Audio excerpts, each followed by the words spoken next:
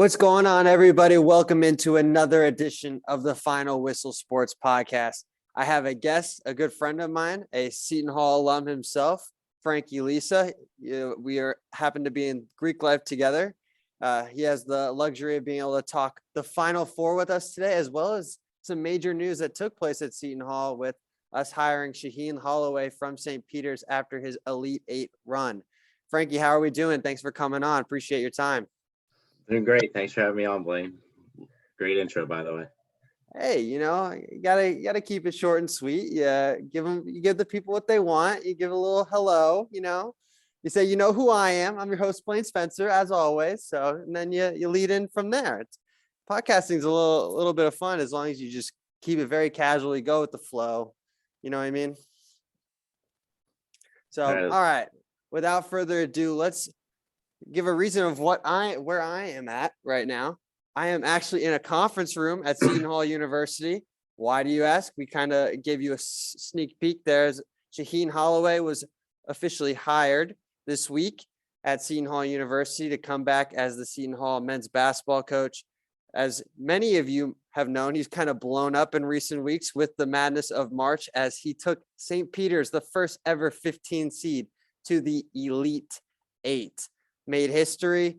Our coach, Kevin Willard, decided to take a job down at University of Maryland, and it was almost a no-brainer as Seton Hall brought Holloway back, a former point guard himself, as well as an assistant at Seton Hall University. Frankie, give me your overall impression of the hiring. I think it was pretty much a slam dunk. There was nothing. The only reason we could have screwed this up is if we didn't offer him the job. You said it, slam dunk.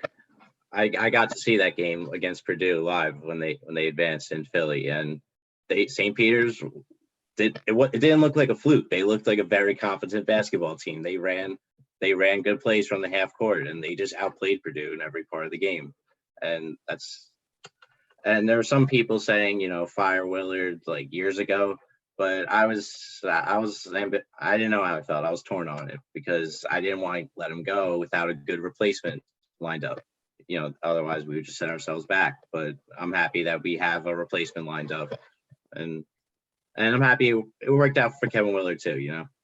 I'm sure he's happy. He got a good job. Shaheen Holloway got a good job. Everybody's happy.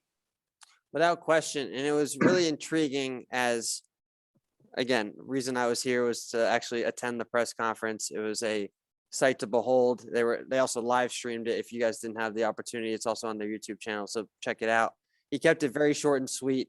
He had one of the class acts that he actually did was the St. Peter's entire team attended the presser, and he made Seton Hall faithful stand up and really give them a round of applause because he knows that he wouldn't be in this position without them. And I think you said it great, was trying to find a replacement for Willard. And we thought Shaheen was the answer while he was on staff, but then you have that mindset of taking a step back, especially with him leaving for a program at St. Peter's, small program, very small conference in the MAAC. And if he struggles, do you really want to take that chance on bringing him back? And this whole opportunity has really exploded for him and given him that opportunity. Do you think that he was the answer beforehand, or just because of how this run has unfolded has really just cemented that?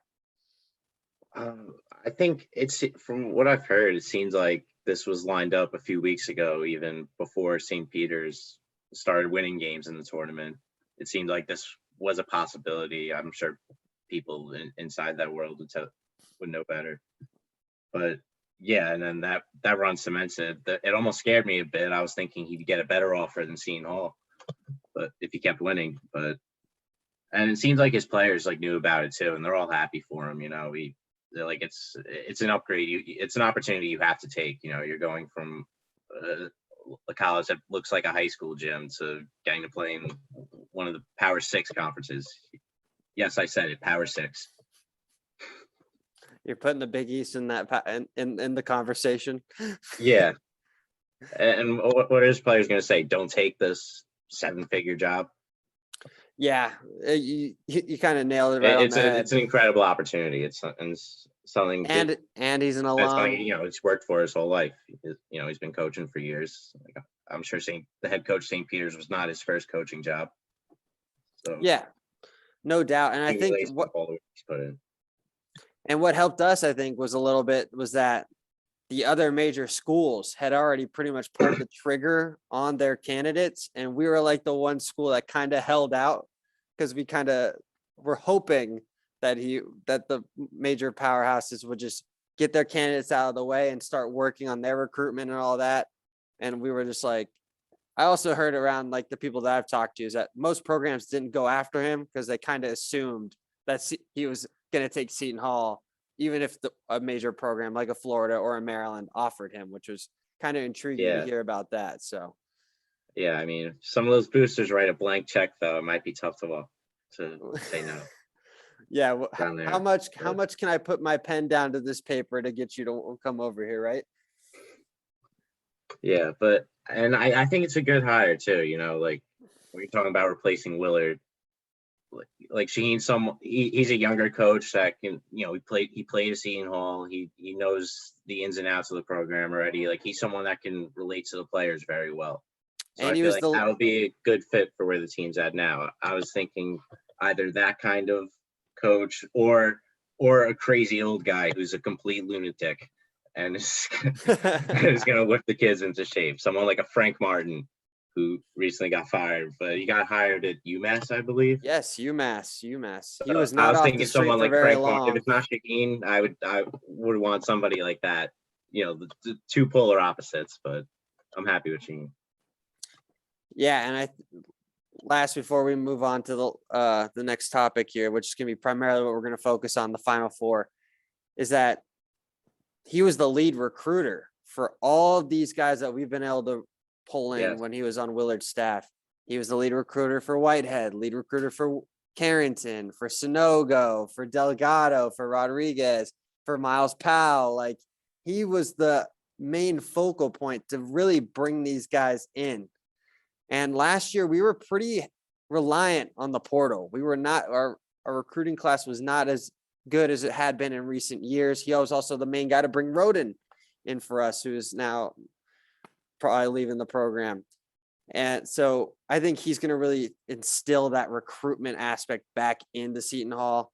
I know it's going to probably be a couple of years of trying to get that turnover in, probably another year relying on the portal, but things are bright for us, I think, for sure down the road. So you think Kevin Willard relied too heavily on the portal, on transfers the last 2 years? Yes. I see what you're saying. Without question. Like I like these guys, but too much it's tough turnover. when they only it's just too much stick around turnover. for It's a 2 temporary. years. It's a temporary fix. You know what I mean? Yeah, I feel like by the time some of these guys like figured it out, they're on their way out. It's almost the end of their last season by the time they really gel together, the rest of the team. And then one thing that I always like instilled in this is like when you're bringing in transfers, how much are they going to really buy into what you're preaching? You know what I mean? They're already coming from a different program. I think they can too, but how much are they going to, it's for 1 year. Do they fully buy into what you're selling? I've always questioned that about the portal. So I mean, like, especially if it's a grad transfer, like, you know, this is they're pretty much their last run at doing something if they're not going to go pro. Well, so I'd say, I mean, yes and no, like probably not buying into like the culture of the school as much, but they're treating it like a job too. Like, especially if you're a grad transfer, you know, like, you know, it's your last season. Like most guys like tend to upgrade too from where they were at. And, you know, it's like one last season to prove you might have a shot at the NBA, or one last season to prove you can play on the big stage in a big conference, win the title. Yeah. So I think some of those guys are just fully committed to basketball. And like, this is a vague description because they always have a giant white center, but Purdue, what was the kid's name last year? Harms? Yeah, Harms. Like when he transferred to BYU, he said like it wasn't like, obviously he was the kid, he's from the Netherlands or something, and he's finding himself in the middle of Utah. He said it was a big change of scene, but I was only there, but you know, it's more like an assignment. Like you're only there 9 months. Like you're not there for 4 years. You're not finding, it's not a new home necessarily. Like you're there just focused on basketball. Yeah, just a temporary stop. But I think it's going to be really intriguing to see how Seton Hall unfolds with this. Again, as we both said, slam dunk hiring. I think it's going to really work out for us in the long run. And Shaheen's not going anytime soon. As he said in his presser, he has been waiting for this opportunity to come back to the Hall like since he pretty much left. And he's not one. He doesn't want to screw it up because he's too passionate about what's going to be happening. But let's go ahead. I don't know how connected you are in the Seton Hall basketball underworld, but you've been checking out Twitter at all? Twitter Spaces? I have been a little bit. Been hearing a lot of rumors there. It's tough to tell I don't believe all of them are true, but some of them might be true. What are you hearing? Team drama. Like is Bryce Aiken? Did he sit out for an extra year of eligibility? What is he on? Is he going on year 7 of college ball? From what I've heard, is there corruption within Seton Hall athletics? I mean, first we got Miles Powell suing the team. We have another women's player suing the team. And then we have Bryce Aiken, who I don't know, gets clocked in the head and misses 3 months. Well, what's concussion going on here? The concussion was legit. The concussion was bad, and at that point, he was out for already like 3 or 4 weeks. And I think they just said it's time to shut it down because he still was struggling on a day-to-day basis. So like one day he would have a good day, next day he was having a okay day, then it was a bad day, all getting mixed in. So the Aiken situation, but yes, I have seen some of the things that you have meant that you're talking about. And I think it's still transpiring a lot with those different aspects with the Hall. So, but I think Aiken's done personally, but it'll be, I don't know, personal. I really don't know. For the Perry Ellis Lifetime Achievement Award. Oh gosh. Speaking of Kansas, that's a perfect segue, Frankie. Good job into into our Final Four. We have 4 blue bloods this year, which is kind of intriguing because it's been very rare recently. We have Kansas versus Villanova in our first matchup, with then the battle of what is it? The greatest thing. Down Tobacco Road and Duke in North Carolina in the second matchup. That's pretty much in Coach K's last hurrah. And then North Carolina beat them in Cameron on his final home game. There's just so much to talk about here, but let's start off with the first matchup. It was also senior night too. People forget about that because it became Coach K night very quickly. Yes, it did. Let's remember. Let's give a shout out to the seniors on Duke basketball if they even have any. I think they have 1 or 2, I believe, which in today's age is pretty good with how people roll out to the draft, especially at major programs. But Kansas Villanova first matchup.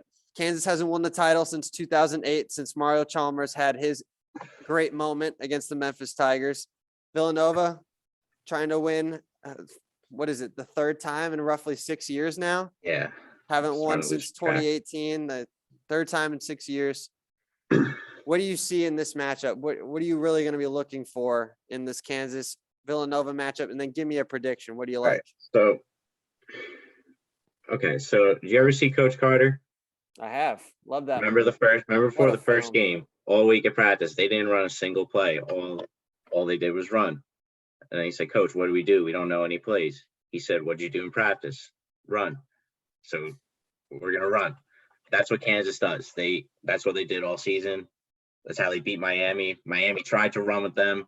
It went well for about 5 minutes. Went okay for about 5 minutes. And then and then Larinaga told them, you better slow down. Otherwise, we're going to get blown out. And they didn't listen.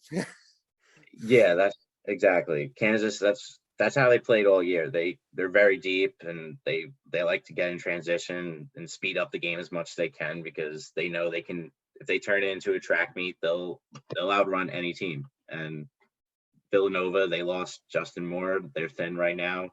They had a thin team to begin with. Like, they didn't dive deep into the bench to begin with, and now they're gonna need a Luke Hancock like performance.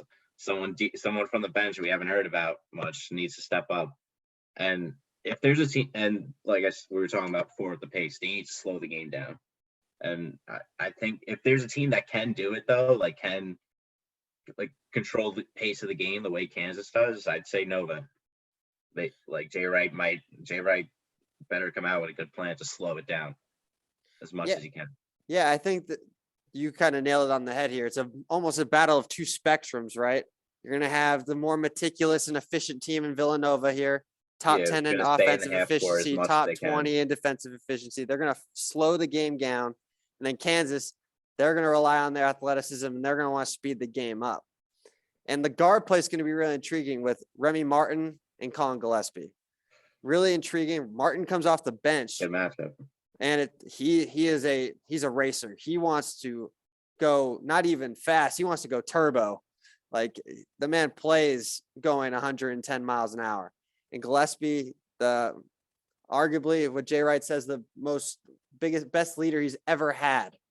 Basically a coach on the floor. He's going to really take on this matchup personally, I think, and really slow the game down tempo. Is that a dig at Ryan Arcidiacono? That's what Jay Wright, basically, it's what Jay Wright said it, not me. That's a legit quote. So, but again, two spectrums. I think this is actually again, the more injury is massive because they're already extremely thin.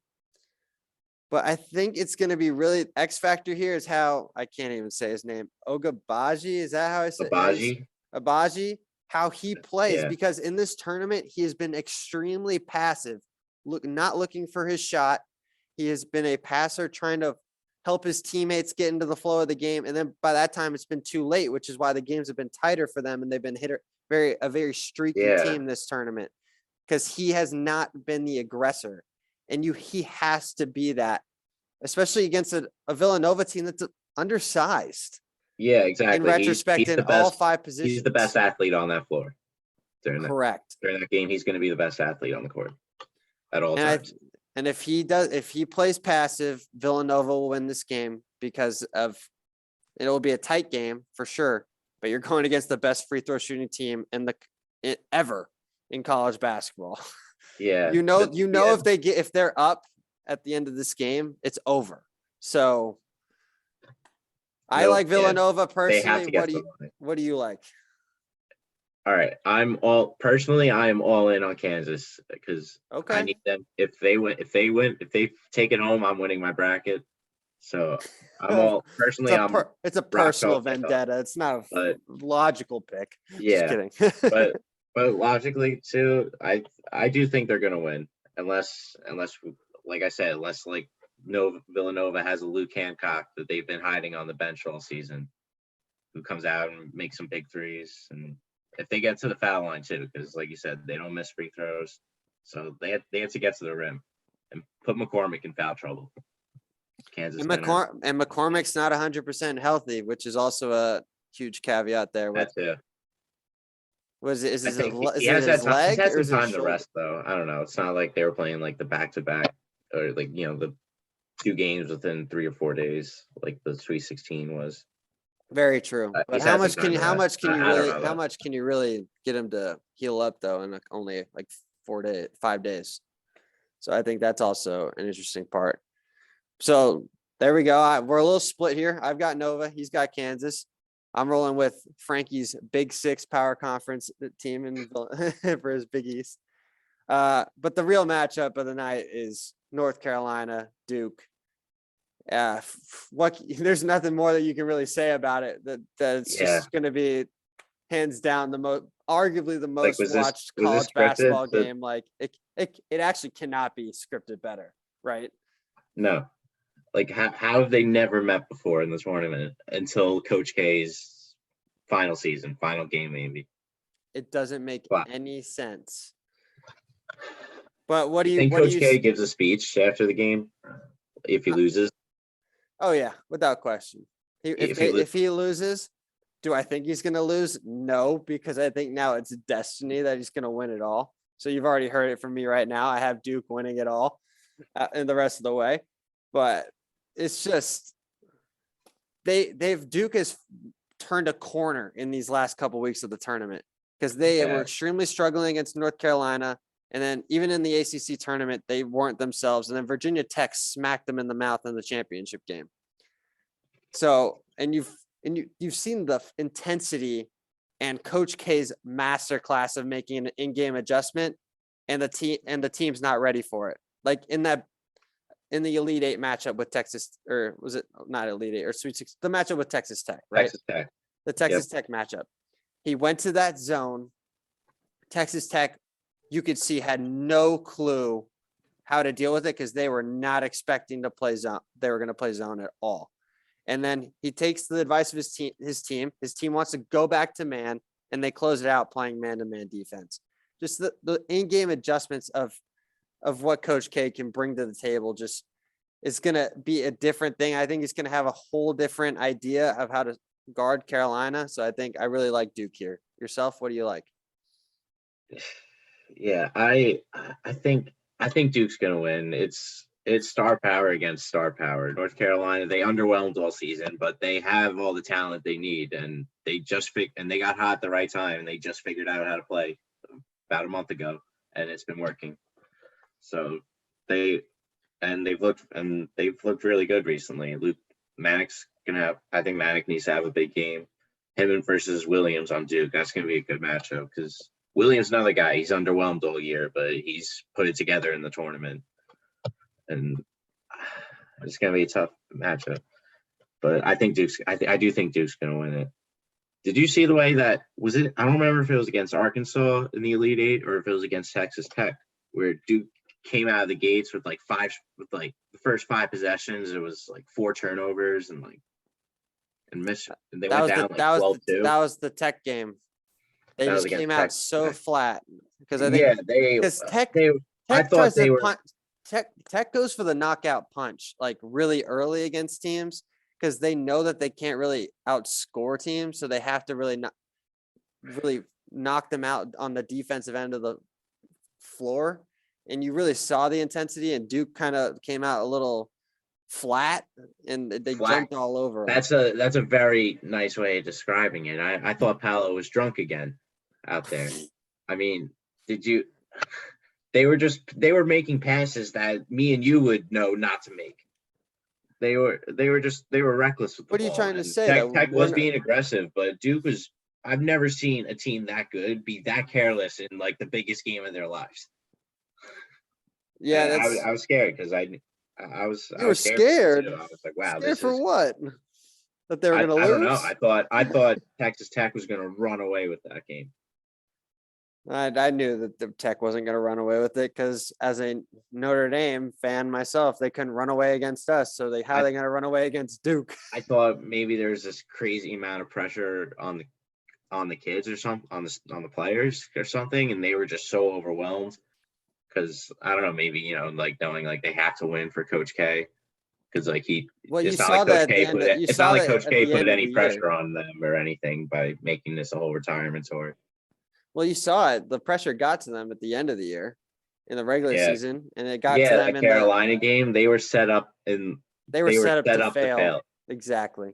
All the players, all their favorite NBA players, all the Duke alumni, like all their favorite rappers were there. Like everybody, all their favorite celebrities, all the Duke legends, NBA Hall of Famers were sitting front and center. Correct. They got throttled. They got their ass kicked. Yeah, and the one thing in that helped North Carolina really finish their season off because I think you can the confidence they needed going in. And you could say North Carolina's easily been the best team in the tournament out of the 4 left. They've been the most dominant. They almost had that debacle against Baylor, but if Manic doesn't get ejected, they blow them out, right? So like, I think that. You can't even call it a debacle. They took down the 1 seed. Yeah, and then the UCLA. It doesn't matter how you do it. You take down a 1 seed. Like they're like, that's no debacle. I don't know. It did get close at the end. It got a little too close. But look at their path. They've taken out 2 of the Final 4 teams from last year, and it's not like they took out Baylor. Not the same team, but then you pretty much take out the exact same UCLA squad that went to the Final 4. And personally, they were my pick in my bracket to win it all, UCLA. So it kind of screwed me over in that regard. So thanks, Carolina. But puts me in like the 40th That percentile. Of yeah, that was quarterbacks, so. that was the other game I saw along with the St. Peter's Purdue. That Yeah, so Carolina that was UCLA, that another was a great great game game. too. And that was That's the another only game time they've where been truly tested. The only true test.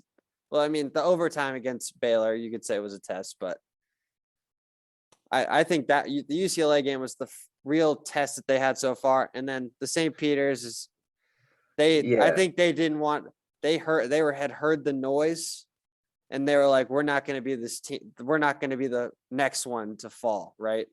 And Mhm. they played like it. They played like that they were going to like one of the best teams like in the country. And they were like, sorry, buddy, like you're Cinderella. This is where it ends. We are not allowing you to take us away from the Final Four. Yeah, and I felt like for this Duke game coming up, I think it's just gonna come down to who hits more big shots.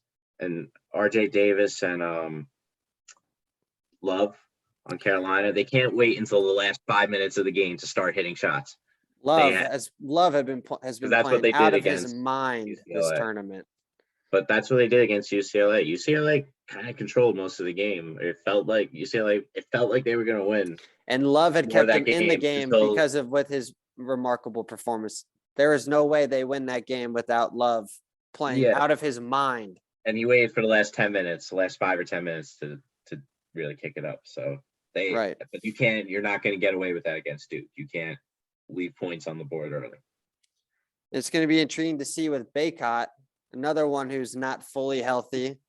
He's got a little bit of back tightness on a day-to-day basis.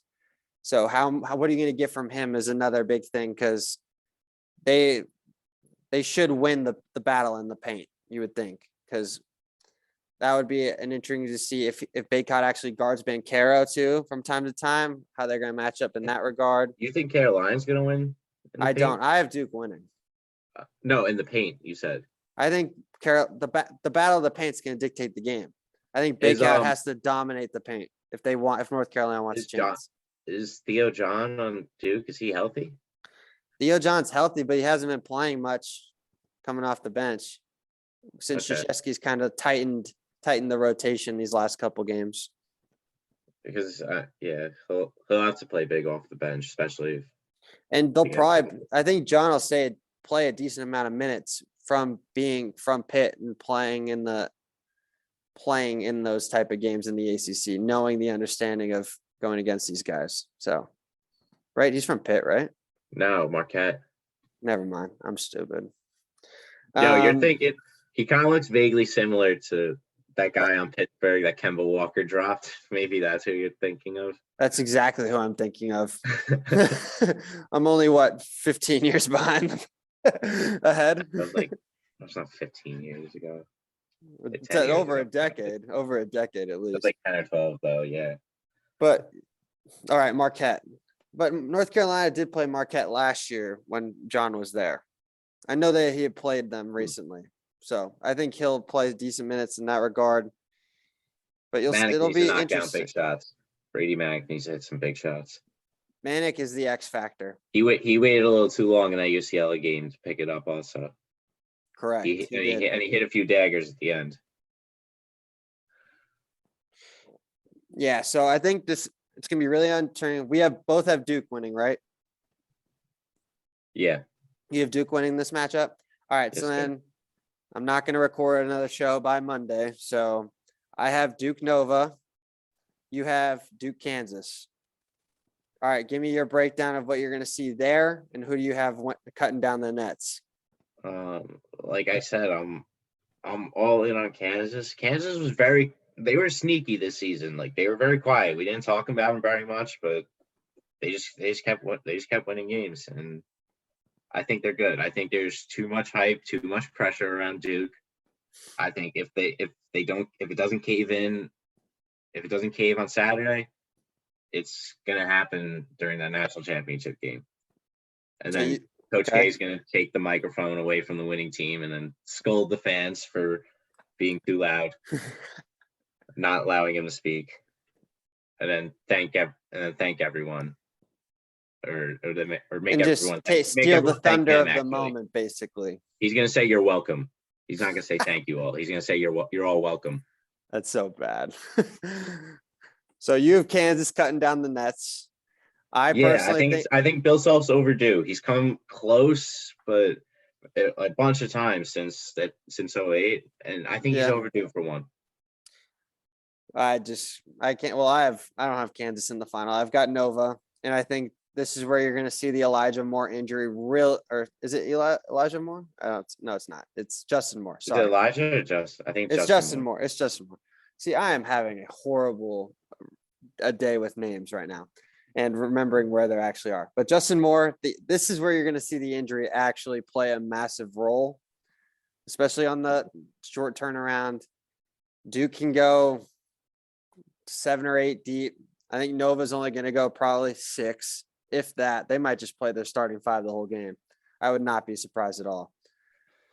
And I think what maybe Kansas is going to be aggressive and go to the rim every time and get him. I think that's what they're going to do. They're going to force the issue with Banchero in the post.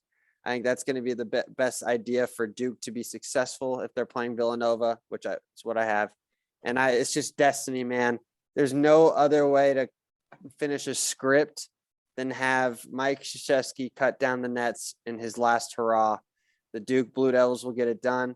Because honestly, I had Duke losing in the Sweet 16, and if they got past that, I thought they were going to win it all. So, and well, you said there's no better way the script ends than when Duke cutting down the nets. I'll raise you one. I have a much better way. All right, what's a better way? It ends with Duke losing in the most gut-wrenching way possible, and Coach K takes the microphone and scolds the crowd for. Come on, man! And then tells the players like they got embarrassed, or that live on national television performance. And he won't do that though. I don't think that'll happen. I don't think he'll. I don't think it'll happen, but it wouldn't shock me. It would surprise me. It wouldn't shock me. Just like, this is my moment. You guys have taken it away from me. My team laid an egg on the grandest stage.